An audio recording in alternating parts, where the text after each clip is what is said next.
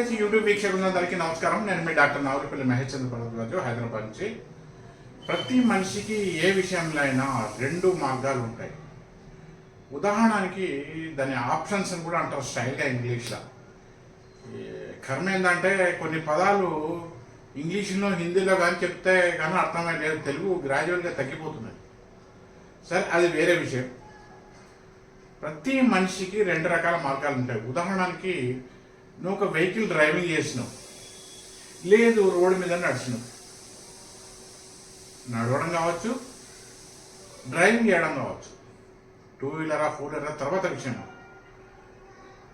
Driving చేసి driving చేసినప్పుడు road మీద అనేక ట్రాఫిక్ రూల్స్ ఉంటాయి. ప్రభుత్వం నిర్ణయించిన, ఆ డిపార్ట్మెంట్, పోలీస్ డిపార్ట్మెంట్ నిర్ణయించిన కొన్ని ట్రాఫిక్ రూల్స్ ఉంటాయి. ఆ ట్రాఫిక్ రూల్స్ పాటిస్తే ఎలా ఉంటుంది, వాటిని అతిక్రమిస్తే ఏమవుతుంది?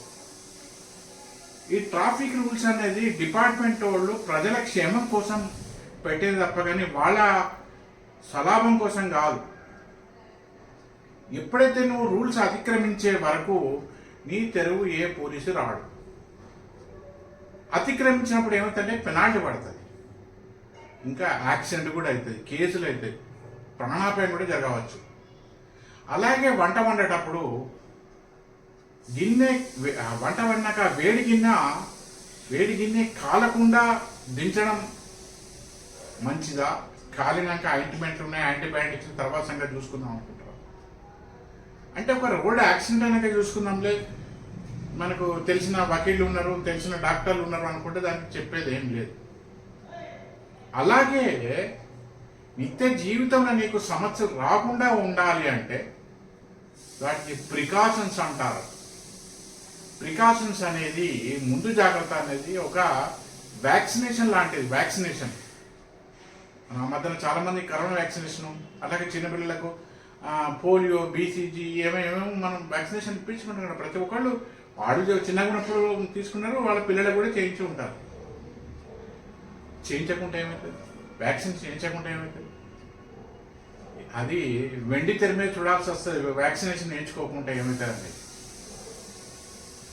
ఎప్పుడైతే నువ్వు ఈ ముందు జాగ్రత్తల, ఈ వ్యాక్సినేషన్ విషయంలో, ఈ ముందు జాగ్రత్తల విషయంలో నువ్వు నెగ్లెక్ట్ చేస్తావో, అది అహంకారం కావచ్చు, అజ్ఞానం కావచ్చు, అమాయకత్వం కావచ్చు, అది పదవి వల్ల కావచ్చు, లేకుంటే ధనం వల్ల కావచ్చు, నీకు నాస్తిపాస్తులు, బిల్డింగులు, నీ ఉడుకు రక్తం కావచ్చు, నువ్వు పుట్టి పెరిగిన వాతావరణం కావచ్చు, ఈ ప్రకృతి నియమాలను నువ్వు ధిక్కరిస్తే, ఏంటి ప్రకృతి నియమాలు?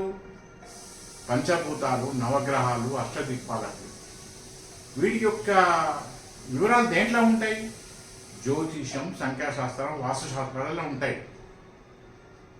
ఈ ప్రికాషన్ తీసుకుంటే నీకు ఎక్కువ ఖర్చు రాదు, లైఫ్ సేఫ్టీ ఉంటుంది. ఒకవేళ అది అయినాక నీకు ప్రాబ్లమ్స్ వచ్చినాక పరిష్కార మార్గానికి వెళ్తే అది నీకు దాని యొక్క ఫలితం ఉండొచ్చు, ఉండకపోవచ్చు. యాక్సిడెంట్ అయినాక డాక్టర్లను, వకీళ్ళని సంప్రదించినట్టు అవుతుంది. కాలినాక యాంటీబయాటిక్స్ వాడినట్టు ఉంటుంది, యాంటీబయాటిక్ రాసుకున్నట్టు ఉంటుంది. ఏది మంచిదో అది ఎవరికి వాళ్ళు నిర్ణయించుకోవాల్సిన విషయం.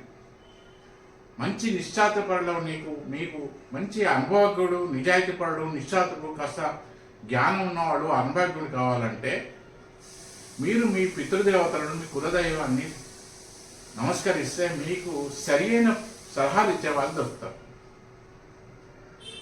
మీకు సమస్యలు రావాలన్నా మీ చేతులు ఉన్నాయి, వచ్చినప్పుడు చూసుకుందాం లేదన్నా కూడా మీ చేతులు ఉన్నాయి.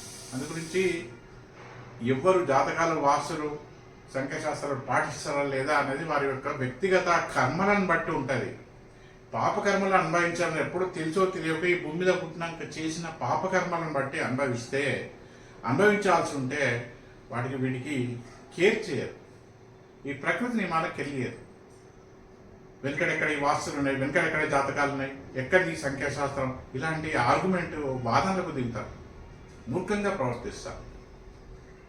ఒకవేళ తర్వాత కూడా ఈ వీటి యొక్క ప్రకృతి నియమాలను నిర్లక్ష్యం చేసినాక కూడా సమస్యలు వస్తే అప్పటికి కూడా వీటి ప్రభావం అనేది వాళ్ళకి అర్థం కాదు.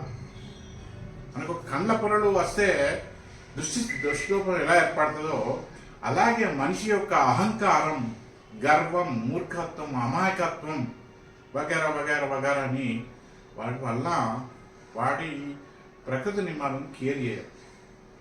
సో ఎవరు ఎలా చేస్తారో అది వాళ్ళ వ్యక్తిగత ఇష్టం. నాకు తెలిసిన విషయాలు చెప్పాను, జాగ్రత్త పడని చెప్తున్నాను. సమస్యలు వచ్చినాక పరిశాని కావద్దని చెప్తాను, సమస్యలు వచ్చిన పరిష్కారం కోసం మార్గాలు వెతకద్దని చెప్తున్నాను.